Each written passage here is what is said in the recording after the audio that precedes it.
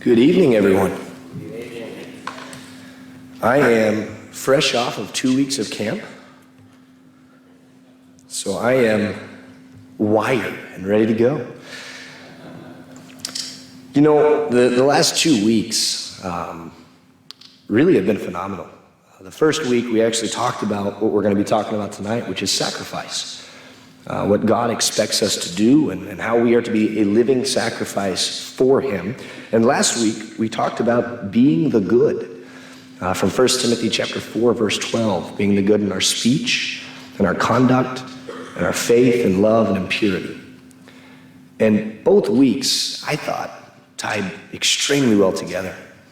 That everything that we do in this life is to be for God, pleasing to God. It's a sacrifice of ourselves. It's a goodness that we are to bring forth for others. And I'm just so grateful that I had the opportunity to go to both camps, that we had the ability to take kids to both camps. And I'm looking forward to next year. I'm looking forward to sleep tonight as well, but I'm looking forward to next year. Did you guys know that it takes 10,000 hours to do any one thing in order to be considered an expert at said thing? Whatever that may be, 10,000 hours. That's around 416 days. So to become an expert at something, you need to spend well over a year of actual time doing something. Raise your hand real quickly if you know who Luka Doncic is. Okay, we've got a few hands to go up. That's good.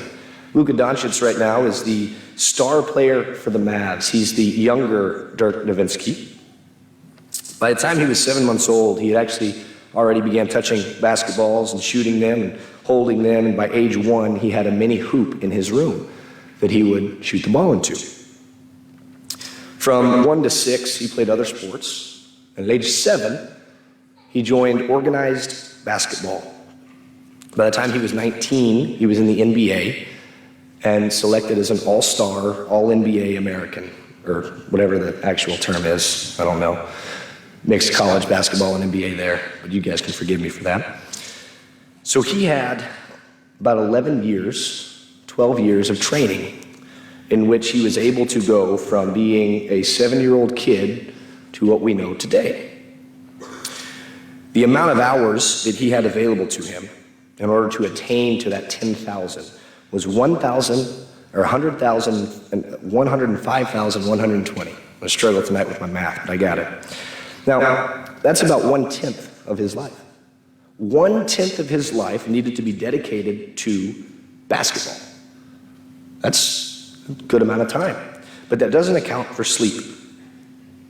And if we assume that he had about 8 hours of sleep a night, that's 46,720 hours that he no longer has access to, which leaves him with about 58,400 hours to attain that 10,000 hours in order to be considered an expert. Now, U.S. students spend about 6 hours a day in school. I'm not sure exactly what it is in Slovenia, but we're going to assume that 16,000 hours roundabout were spent in school, and so that leaves him with about 42,000 hours. 1 out of every 4 hours, Luka Doncic needed to be playing basketball from the time he was 7 years old till the time he was 19. I would imagine he did that.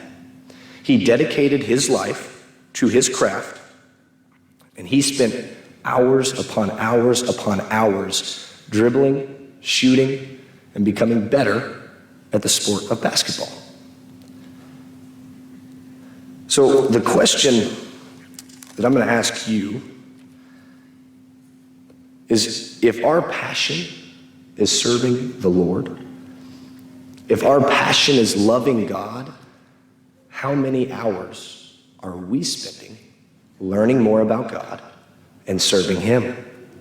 We all have passions, we all have hobbies that we enjoy.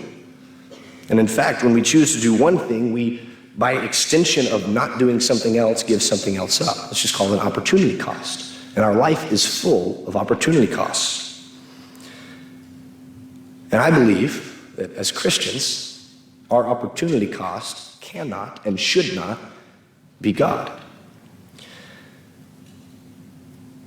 When you wake up in the morning, you have a time bank that has been set aside for you, 86,400 seconds. And you get to choose what to do with those. It's your choice. Do whatever you want with those seconds. Catch is you don't get any of it back. None of it rolls over. It's non-refundable. It never grows. It will never go above 86,400. In fact, it shrinks every day down to zero and then just resets. I've heard it said that you can find out who a person is based on their bank statement. You take a look at their bank statement, you know exactly who they are because you see what they're spending their money on. I will argue till my dying breath that time is infinitely more valuable than money. Infinitely. So what does your bank statement look like from your time bank? How much time are you allotting to God? How much time are you spending serving the Lord? And how much time are you spending on yourself? All of us who are here have a desire to offer sacrifices to God. Because right now, there is an opportunity cost associated with sitting in this room. You could be doing something else. You could still be taking your afternoon nap. You could be watching Netflix. You could be outside taking a walk. You could be doing a myriad of things, but instead you have chosen to be here, and I want to commend you for that, because that is commendable. And our sacrifices should be pleasing to God. Not all of them are, though. In fact, in Genesis chapter 4, we read about Cain and Abel. Cain offers a sacrifice to the Lord, and so does Abel. One of them is accepted and one of them is not. Abel's sacrifice was of his first fruits, and Cain's, it does not say it was. Cain killed his brother because of the anger that was associated with him not being accepted by God. Cain wanted to offer sacrifices. He wanted to give to the Lord, but he didn't do it in the way that was commanded. He didn't do it with the right heart. And therefore, it was not accepted. If you would, please flip over to Leviticus chapter 10. Leviticus chapter 10. Nadab and Abihu. Right before we hear and read about Nadab and Abihu, we see in verse 22 of chapter 9, then Aaron lifted up his hands toward the people and blessed them. And he came down from offering the sin offering and the burnt offering and the peace offerings, and Moses and Aaron went into the tent of meeting. And when they came out, they blessed the people, and the glory of the Lord appeared to all the people.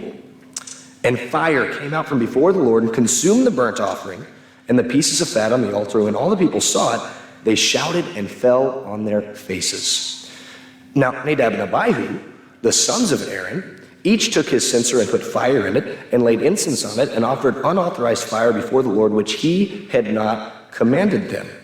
And fire came out from before the Lord and consumed them, and they died before the Lord. Then Moses said to Aaron, this is what the Lord has said. Among those who are near me, I will be sanctified, and before all the people, I will be glorified.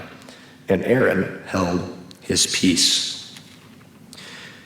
Nadab and Abihu were Aaron's sons. They knew what was authorized, and they knew what was not authorized. They saw that Aaron and his sacrifice was accepted by God. And immediately following that, they took their own incense, they took their own censer, and they offered up a sacrifice to God because they wanted it to be accepted as well. But they did it their own way. They did it how they thought it was best. They didn't do it according to what God wanted. They did it how they thought it would work best. And because of that, they died immediately. Our sacrifices to God should be pleasing in His sight. Not only should we want to offer sacrifices to Him, but we should know how to offer sacrifices for Him. God expects sacrifice. Now we will move out of the Old Testament here. So if you would, flip over to Hebrews chapter 7, please. Hebrews chapter 7. We don't have time to dig into the idea of Melchizedek and what all that entails, but what we will talk about here is that Jesus is our high priest.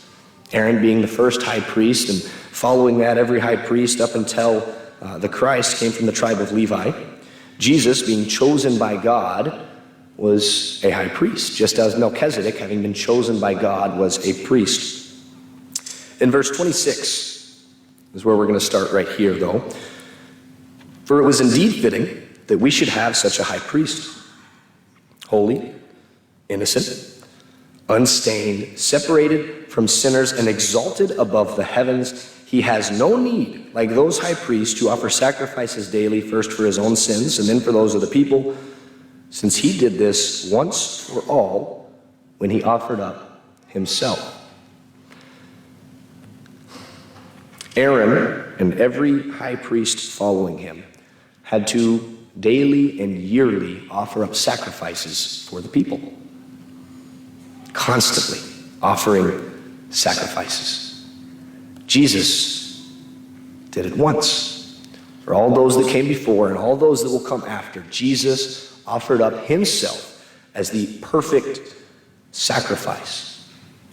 God expects sacrifice. And Jesus offered up himself as the perfect sacrifice. And in Hebrews 9:28, so Christ, having been offered once to bear the sins of many, will appear a second time, not to deal with sin, but to save those who are eagerly waiting for him. God is not going to ask you to do something he is not willing to do himself. He won't.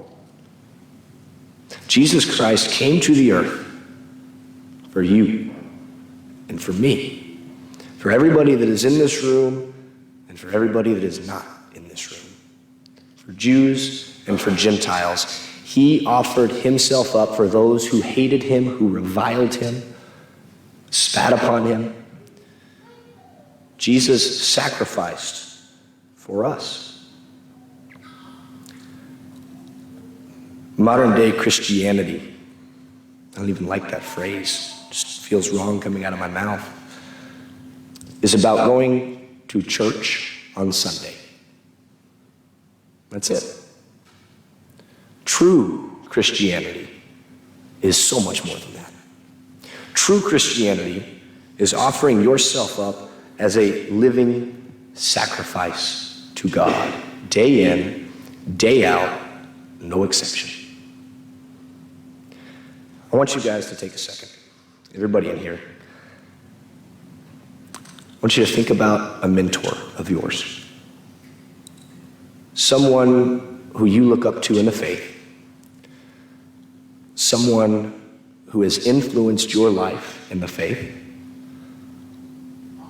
someone who has helped you to get where you are today.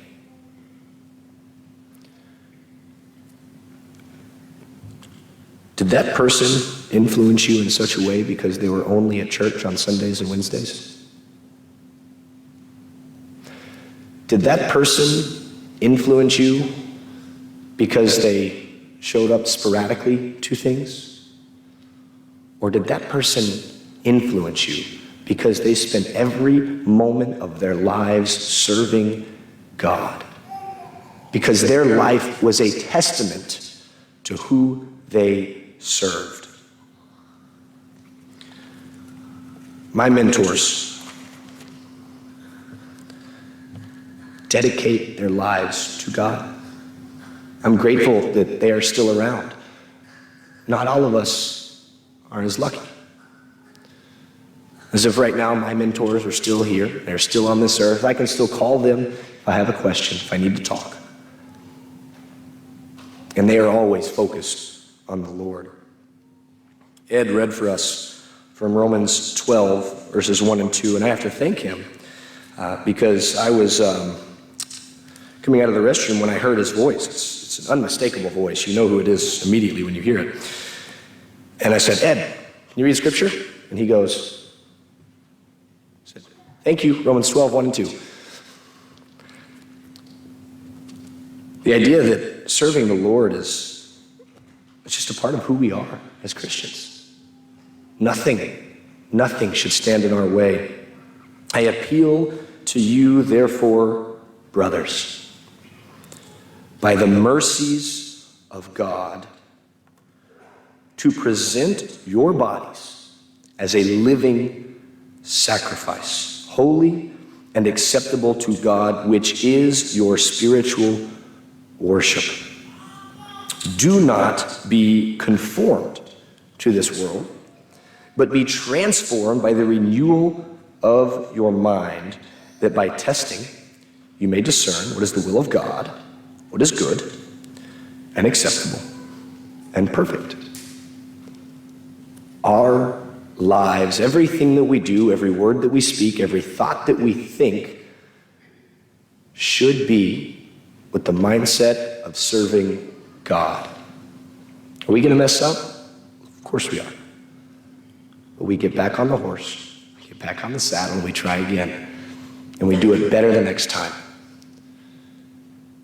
Because Jesus gave his all for us. The least that we can do is give our right now for him. But you know, it's hard to listen to people who don't do what they ask you to do yourself. Right? If for you kids here, if your parents don't like to eat broccoli, but they ask you to eat broccoli, it's not going to go over well, is it? We want to listen to somebody who is also doing what they're saying that we should do. And we have that example in Paul. If you haven't, I highly encourage you to read through 2 Corinthians chapter 10 and 11. This is Paul defending his faith, defending his ministry, and starting in verse 16 of chapter 11, he really gets into it. I'm going to read this pretty quick, so I want you to follow along with me if you can.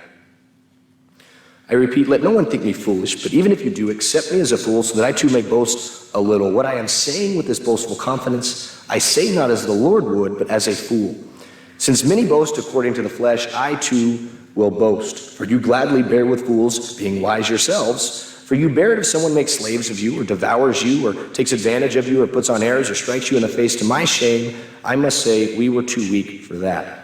Paul here begins by saying, listen, you listen to other people who are saying all these things about themselves. If that's what you're going to listen to what I got to say.